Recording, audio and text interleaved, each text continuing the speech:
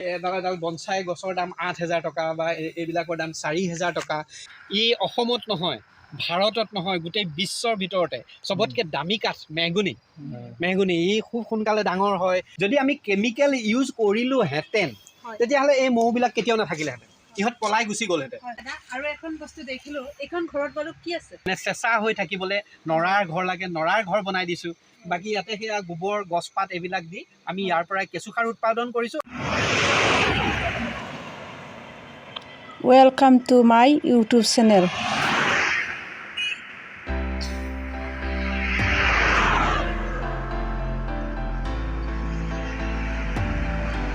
বন্ধুসকল, মই এটা জেগাত আহিছোঁ, আপোনালোকক দেখাই আছোঁ।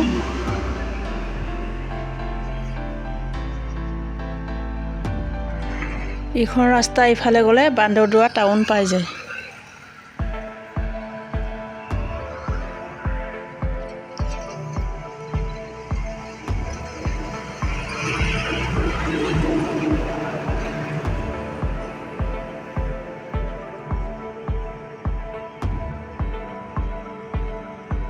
বন্ধুসকল, এইখন মা নাৰ্চাৰী মই আপোনালোকক দেখুৱাই আছোঁ।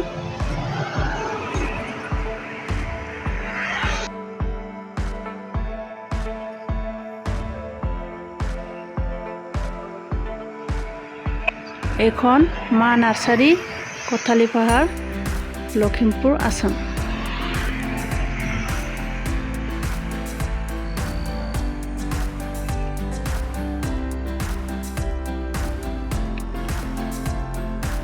মই এতিয়া ভিতৰলৈ সোমাই যাওঁ।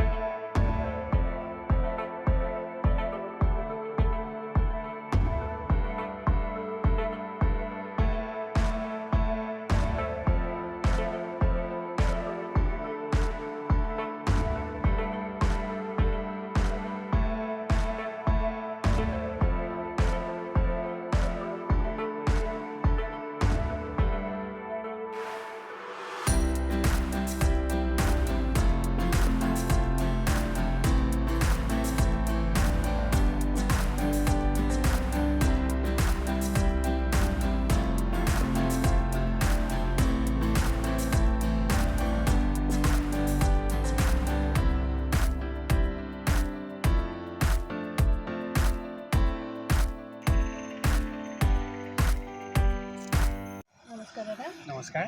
মই আজি আপোনালোকৰ ডাঙৰ বাগিচা নাৰ্চাৰী এখনত আহিছোঁ। হয়, এইখন নাৰ্চাৰী কিমান চনত বনোৱা? আমাৰ নাৰ্চাৰীখন প্ৰথমতে ইমান ডাঙৰ নাছিলে, লাহে লাহে ডাঙৰ হৈছে। এখন আমি 2016 চনত ইয়াত আমি প্ৰথম আৰম্ভ কৰিছিলোঁ। আচ্ছা দাদা, আপোনাৰ পৰিচয়টো? হয়, নমস্কাৰ। মই সীমান্ত ভূঞা, লখিমপুৰ জিলাৰ পথালি পাহাৰৰ 15 নং ৰাষ্ট্ৰীয় ঘাইপথৰ কাষতে আমাৰ এইখন নাৰ্চাৰী। আমাৰ নাৰ্চাৰীখন মা নাৰ্চাৰী নামেৰে জনা যায়। বাকী পেছাত মই এজন কলেজৰ শিক্ষক, তথাপিতো মোৰ সহধৰ্মিনীয়ে মোৰ নাৰ্চাৰীখন পৰিচালনা কৰে, মই তেওঁৰ লগত সহযোগিতা কৰোঁ। এনেদৰে লাগি ভাগিয়ে এনেকুৱা এখন সেউজীয়া নাৰ্চাৰী কৰিবলৈ সক্ষম হৈছোঁ। মই আপোনালোকৰ এই ভিডিঅ'টোৰ যোগেদি সমূহ দৰ্শকক মই মোৰ নাৰ্চাৰীলৈ স্বাগতম জনাইছোঁ। আপোনালোক ৰেখা নাৰ্চাৰী অফিচিয়েল ইউটিউব চেনেলক মই আমাৰ নাৰ্চাৰী মা নাৰ্চাৰীলৈ মই স্বাগতম জনাইছোঁ। আহক আপোনালোকে আমাৰ নাৰ্চাৰীৰ বিষয়ে অকণমান আলাপ আলোচনা কৰোঁ। দাদা, আপোনাৰ নাৰ্চাৰীখনত ফেচিলিটিবিলাক কি কি পোৱা যায়?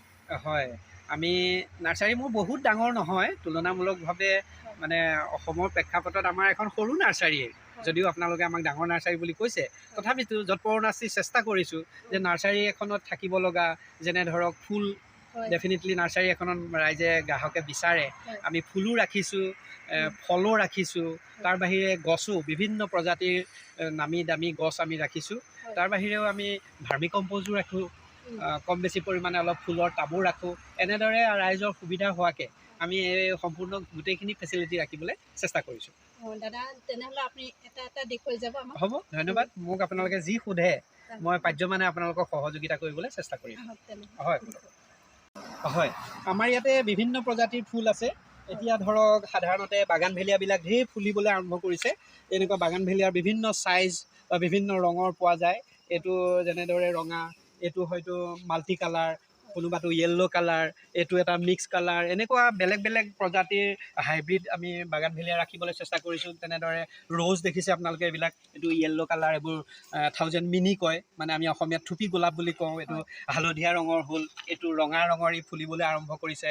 তেনেদৰে আমি এইবিলাক কিচেনথিমামো এনেদৰে ফুলিবলৈ আৰম্ভ কৰিছে। কোনোবাটো বেছি ফুলিছে, কোনোবাটো কম ফুলিছে। এনেদৰে বিভিন্ন প্ৰজাতিৰ ডাঙৰ গোলাপো পোৱা যায়। তাৰ বাহিৰেও সেইবোৰ আমি বনচাই ৰাখিছোঁ। এইবোৰ আমি অন্ধ্ৰপ্ৰদেশৰ পৰা আনো, এনেকৈ আনো। এইবিলাকৰ যথেষ্ট দামত বিক্ৰী হয়। এই এডাল এডাল বনচাই গছৰ দাম 8000 টকা বা এইবিলাকৰ দাম 4000 টকা। তেনেদৰে আমি এই ঘৰটোত আপোনালোকে নিশ্চয় লক্ষ্য কৰিছে, এই ঘৰটোত ইনডোৰ বিভিন্ন ধৰণৰ গ্ৰাহকৰ ডিমাণ্ড অনুসৰি আমি বিভিন্ন ধৰণৰ ইনডোৰ প্লেণ্টছবিলাক এই ঘৰটোৰ ভিতৰত সযতনে ৰাখিছোঁ। আপোনালোকে প্ৰত্যক্ষ কৰিছে, চবখিনি দেখুৱাটো সম্ভৱ নহয়, তথাপিতো এইবিলাক আমি এইখিনি মই যোৱাকালি আহি পাইছে। এইবোৰ আমি দাৰ্জিলিঙৰ পৰা আনিছোঁ। এইটো খ্ৰীষ্টমাছ কেক, এইটো জেব্ৰা চাকুলেণ্ট কয়। বিভিন্ন ধৰণৰ চাকুলেণ্ট আপুনি গোটেই ঘৰটো দেখিলে দেখিব যে চব বেলেগ বেলেগ ধৰণৰ চাকুলেণ্ট আছে।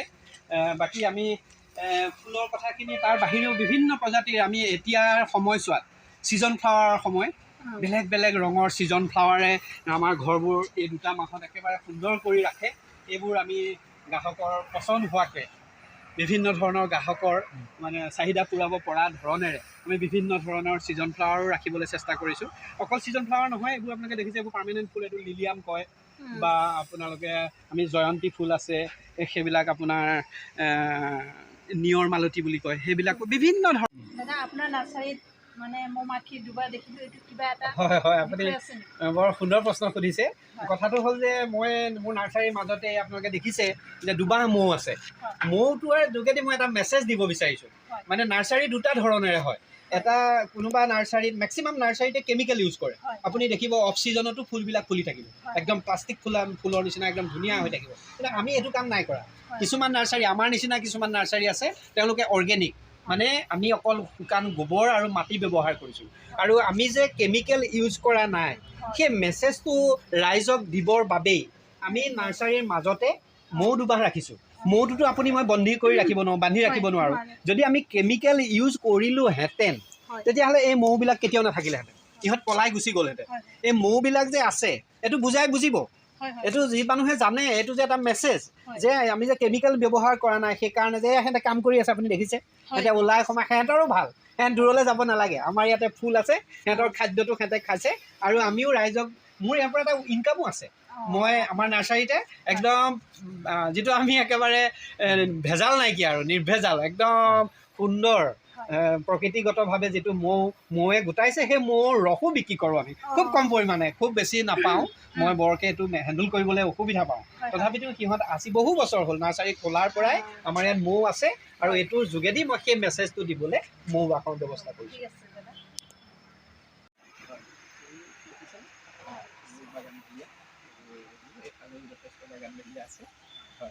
হয় দাদা আৰু এখন বস্তু দেখিলো এইখন ঘৰত বাৰু কি আছে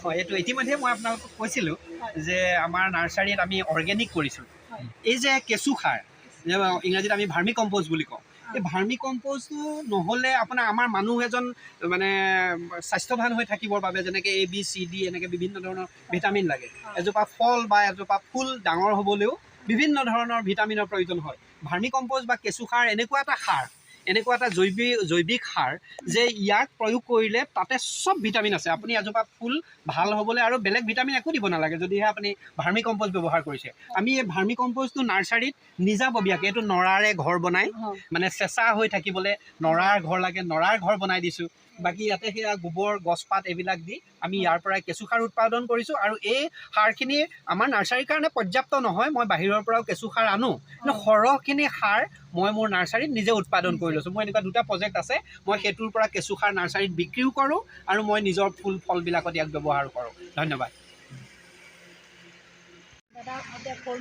হয় আহক ফলো আমাৰ বিভিন্ন ধৰণৰ ফল আছে সৰু বৰ বেলেগ মানে চাইজৰ আমি ফল ৰাখিবলৈ চেষ্টা কৰিছোঁ মই গৌৰৱৰে ক'ব পাৰোঁ যে আমাৰ জিলা লখিমপুৰত বিভিন্ন নাৰ্চাৰী আছে ফুলৰ নাৰ্চাৰী হয়তো আমাতকৈ ডাঙৰো আছে কিন্তু আমাৰ গৌৰৱটো হ'ল যে আমি এনেকুৱা এখন নাৰ্চাৰী মানে ফল ফুল আৰু গছ তিনিওটা ভেৰাইটি তিনিওটা প্ৰজাতিৰে বস্তু আমি ৰাখিবলৈ চেষ্টা কৰিছোঁ ফলতটো আমাৰ সাধাৰণতে আমি নাম জনা ফলবিলাক যিবোৰ আমি স্থানীয় ফল এই ফলবিলাকৰ চব ধৰণৰ মই একেবাৰে আপেল আঙুৰৰ পৰা ধৰি আপোনাৰ একেবাৰে ঔটেঙালৈকে ৰাখিবলৈ চেষ্টা কৰিছোঁ তাৰ বাহিৰেও বিভিন্ন ধৰণৰ যিবোৰ মেডিচিনেল ফ্ৰুইটছ এই মেডিচিনেল ফ্ৰুইটছেই কওক মেডিচিনেল মানে গছেই কওক এইখিনিও আমি ৰাখিছোঁ এইবোৰ আপোনালোকে নিশ্চয় দেখিছে যে এইবোৰ কমলা টেঙা হয় এয়া কোনোবাটো হয়তো কেঁচা হৈ আছে কোনোবাটো হয়তো এনেকৈ পকিছে এইবোৰ দেখিছে চাগে আপোনালোকে ধেৰ লগাব পৰা নাই যিহেতু প্ৰতিপাল কৰিবলৈ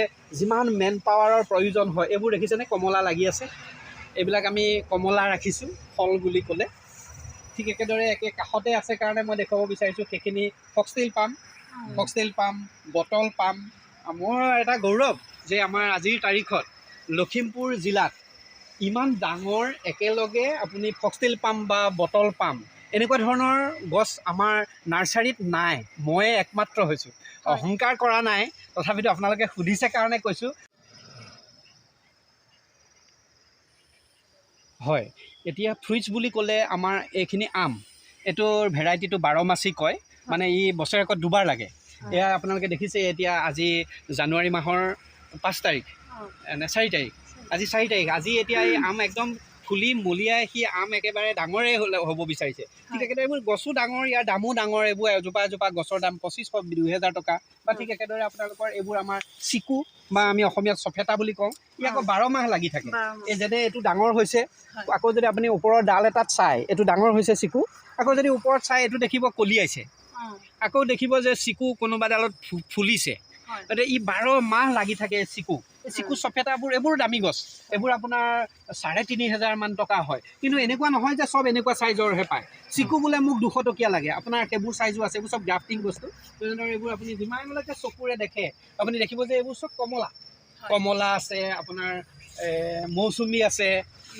এনেকুৱা ধৰণৰ বিভিন্ন ধৰণৰ ফলেৰে মই নাৰ্চাৰীখন সজাবলৈ চেষ্টা কৰিছোঁ বা আমাৰ নাৰ্চাৰীত এইবিলাক আপুনি ওচৰতে দেখিছে এইবোৰ নাৰিকল আমাৰ নাৰ্চাৰীত এইবোৰ আগৰ গছ বা আমি আগৰ গছক আৰু এটা সাঁচি গছ বুলিও কোৱা হয় ইও এটা যথেষ্ট মূল্যৱান কাঠ ইয়াৰ প্ৰডাকশ্যন অসমত ভাল হোৱা দেখিবলৈ পোৱা যায় তেনেদৰে বিভিন্ন প্ৰজাতিৰ আমাৰ থলুৱা যিবোৰ গছ আছে যেনে আপোনাৰ গমাৰি বা চেগুন তিতাচপা এনেকুৱা প্ৰজাতিৰ গছটো আমাৰ নাৰ্চাৰীত এভেইলেবল ঢেৰ আছে এইবিলাক যেনে নাহৰ গছ ই অৰ্নামেণ্টেলো হয় এইবোৰ নাহৰৰ আজিৰ তাৰিখত নাহৰৰ কাঠ, নাহৰৰ ফুল, নাহৰ গছ এইবিলাক যথেষ্ট সমাদৰ লাভ কৰিবলৈ সক্ষম হৈছে।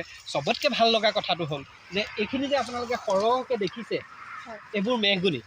ই অসমত নহয়, ভাৰতত নহয়, গোটেই বিশ্বৰ ভিতৰতে চবতকৈ দামী কাঠ মেহগনি। ই খুব সোনকালে ডাঙৰ হয়, ইয়াৰ মানে মেচিউৰিটি টাইম কম, ইয়াৰ কোনো ব্ৰাঞ্চ মানে ডাল নহয়, বা এইটো আপোনাৰ ইয়াৰ যিটো বজাৰ মূল্য, এইটো মই কোৱা কথা নহয়, আপুনি ইউটিউবত চাৰ্চ কৰিলে, গুগলত চাৰ্চ কৰিলে গম পাব যে ইয়াৰ সমান বিশ্বত দামী কাঠ নাই। আৰু আমাৰ চবতকৈ ভাল লগাটো হ'ল আমাৰ অসমৰ ৱেডাৰত ই ইমান সোনকালে ডাঙৰ হয়। ইয়াৰ দুটা ভেৰাইটি থাকে, এটা অষ্ট্ৰেলিয়ান মেহগনি কয়, এটা আফ্ৰিকান কয়। আমাৰ নৰ্থ ইষ্টত আফ্ৰিকানটো ডাঙৰ হয়, বাকী যিটো গৰম জেগা ভাৰতবৰ্ষৰে দক্ষিণ ভাৰতত, চাউথ ইণ্ডিয়াত আপোনাৰ অষ্ট্ৰেলিয়ান মেহগনিটো ডাঙৰ হয়। এই যে মেহগনিবোৰ দেখিছে, মোৰ ইয়াতে 10,000ৰ ওপৰত মেহগনি আছে। আমাৰ ঘৰটোৰ চাৰিওফালে যদি আপুনি মানে কেমেৰা ঘূৰাই আপুনি দেখিব চব মেহগনিয়ে, আৰু এই মেহগনিয়ে আমাৰ ইয়াত সৰ্বাধিক বিক্ৰী হয়। তাৰ বাহিৰেও আৰু এবিধ দামী গছ আমাৰ ইয়াত উপলব্ধ, এইটো মালয়েছিয়ান টিক, বা আমি অসমত অসম শাল বুলিও কওঁ, শাল কাঠ। এই শাল কাঠটো খুব সোনকালে ডাঙৰ হয়। এই যে মোৰ সন্মুখত দেখিছে গছজোপা, সেইজোপা শাল গছ। সেইজোপা মই আজি এইটো 3 নম্বৰ বছৰত মোৰ সেই শাল কাঠজোপা মোৰ এনেকৈ ডাঙৰ হৈছে। গতিকে এইখিনিকে কৈছোঁ। আৰু মেহগনিয়ে বিভিন্ন চাইজৰ মেহগনি আছে, একেবাৰে 30 টকাৰ পৰা পোৱা যায়। হয়, নমস্কাৰ। আপোনালোক আহিলে পুনৰবাৰ আমাৰ নাৰ্চাৰীত পদাৰ্পণ কৰক। মই আপোনালোকক উলগনি জনাইছোঁ, দৰ্শক ৰাইজকো আহক আমাৰ নাৰ্চাৰীত কি কি উপলব্ধ। মা নাৰ্চাৰী, পথালি পাহাৰ। আপোনালোকক সকলোকে মই এবাৰ পুনৰ মোৰ ফোন নম্বৰটো কৈ দিছোঁ। মোক আপোনালোকে অভাৰ টেলিফোন যোগাযোগ কৰিব পাৰে। গুগলত চাৰ্চ কৰিলেও আমাৰ নাৰ্চাৰীখনৰ বিষয়ে ওলায়। মোৰ ফোন নম্বৰ হ'ল 8638994445। আকৌ এবাৰ কৈছোঁ, 8638994445। এইটো নম্বৰত যোগাযোগ কৰিলেও মোক আপোনালোকে নাৰ্চাৰীৰ কি কি উপলব্ধ এইখিনি জানিবলৈ সক্ষম হ'ব। আপোনালোকে ইউটিউব চেনেল ৰেখা নাৰ্চাৰী অফিচিয়েল, আপোনালোকে আহি আমাক ইমানকণ সময় দিলে, আপোনালোকৰ দৰ্শক ৰাইজৰ লগত অকণমান কথা পতাৰ যি সুবিধা দিলে, তাৰ কাৰণে মই পুনৰবাৰ ধন্যবাদ জনাই মই আপোনালোকক মোৰ আন্তৰিক শ্ৰদ্ধা ও উলগনি নিবেদন কৰিলোঁ। বন্ধুসকল, আজিৰ ভিডিঅ'টো গোটেই ৰাউণ্ডটো ল'ব পৰা নাই মই, বহুত ডাঙৰ এইখন নাৰ্চাৰীখন। বন্ধুসকল, আপোনালোকে আহিব পাৰিব ইয়াত। আপোনালোকে ফুলৰ পৰা ধৰি, গছৰ পৰা ধৰি, ফল মূলৰ পৰা ধৰি ল'ব পাৰিব ইয়াতে আহি কিনি আপোনালোকে। বন্ধুসকল, আজিৰ ভিডিঅ' ইয়াতে ৰাখিলোঁ। যদিহে ভাল পায় লাইক, ছাবস্ক্ৰাইব, কমেণ্ট কৰি দিব।